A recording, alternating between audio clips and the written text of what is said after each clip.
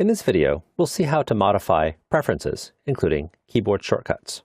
Preferences are settings that apply to all instances of After Effects on a system, not just to one project or to one composition.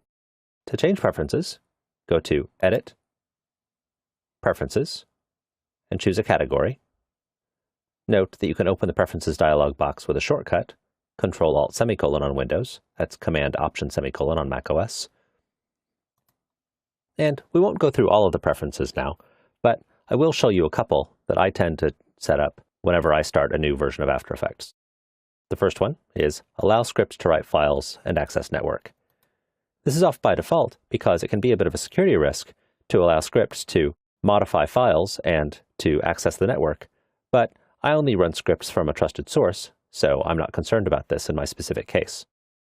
I also tend to turn on autosave, so I'll go here and check Automatically Save Projects, save every 20 minutes, and I'll tell After Effects to keep 10 versions around.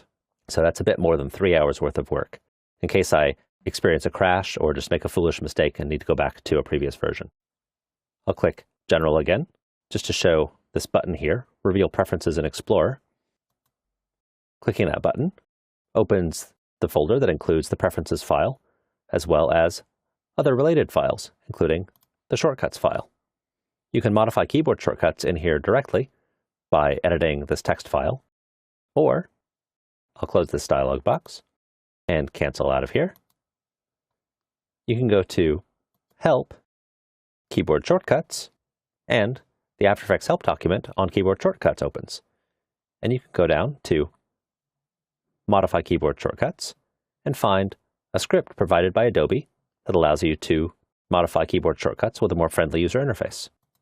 I'll click the link, and it takes me to the After Effects Exchange. And you can download this script package and install the keyed up script with which you can modify keyboard shortcuts more easily. I'll switch back to After Effects. One thing to keep in mind about preferences, including keyboard shortcuts, is that they're saved with an individual user account.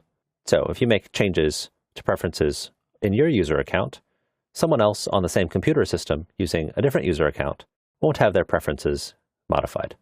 But this also means that since preferences aren't stored with the project, that you can't move a project from one computer to another and expect the preferences to come along with it.